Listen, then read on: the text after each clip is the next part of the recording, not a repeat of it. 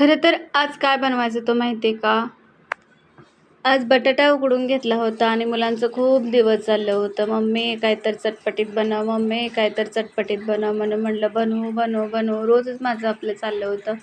पण खरं तर त्यांना बटाट्याचा पॅटीस बनवलेला खायचा होता. मग पॅटीस आज करू, उद्या करू म्हणता-म्हणता 1 आठवडा गेला होता आणि फायनली आज घेतलं होतं पॅटीस बनवण्यासाठी बघा.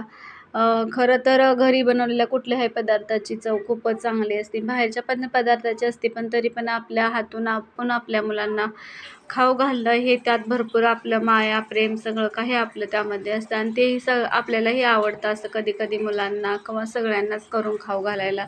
घरातली कुठलीही गोष्ट असो पण चांगल्या पद्धतीने स्वच्छता ही वगैरे चांगली असते. घरामध्ये आपण व्यवस्थित तिथल्या तिथे करून घेतो. त्यामुळे खरंच तो पदार्थ अगदी खूप छान होतो.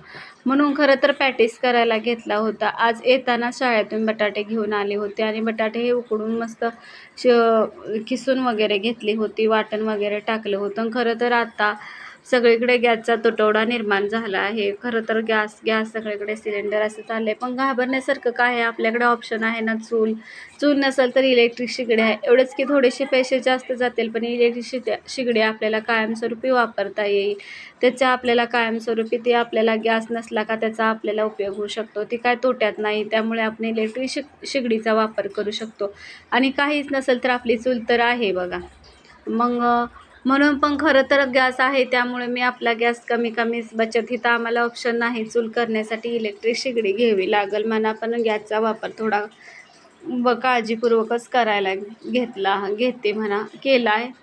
आणि खरं आता बटाटे उकडून वाफवून परतून घेतल्यानंतर त्याच्यासाठी मस्त बेसन कालवायचं चाललं होतं. आता म्हटलं चला पॅटीस बनवायचा म्हणून पॅटीसला पीठ घेतलं होतं. मस्त खलून घेतल्यानंतर म्हटलं आता ब्रेडला मस्त बटाटा लावून तळून घ्यायचा होता बघा. मस्त बटाटा लावला आणि तळल्यानंतर खरं छान लागतो हा पॅटीस. तुम्ही पण करून बघा कधी-कधी. माझ्या मुलांना तर खूपच आवडतो. मला पण असं आवडतं चमचमीत कधी-कधी खायला.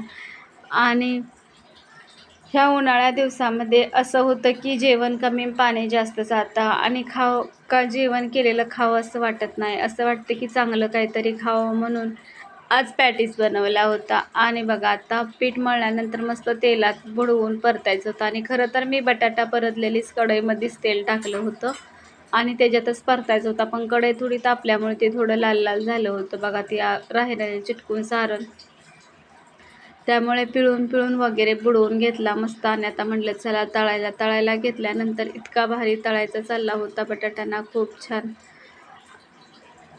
तळून घेतला. आणि नंतर बघा हा असा तळायला घेतल्यानंतर बाकीचे हे पीस तळून घ्यायचे होते, तेही तळण्यासाठी घेतले.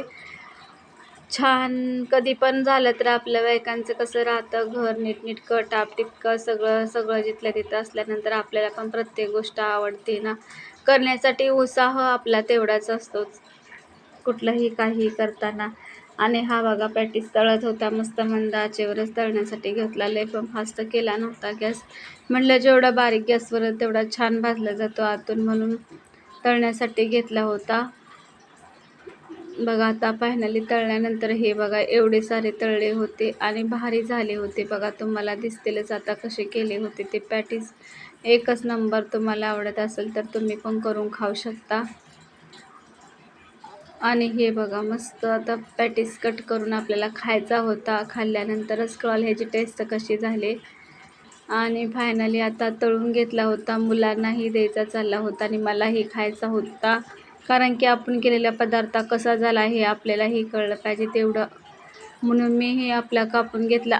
ना काय आमच्या आवडत नाही पॅटीस वगैरे. त्यांना पॅटीस असला किंवा बाहेरचा कुठलाच पदार्थ आवडत नाही. त्यांच्यासाठी भाजी, भाकरी, चपाती काय भात असेल ते सर्व काही जेवण करावंच लागतं. पण आम्हाला तर खावायला आवडतं असं मुलांना मला चटपटीत. म्हणून हे बघा आता मस्त तळल्यानंतर भारी झाला होता पॅटीस. एकच नंबर झाला होता.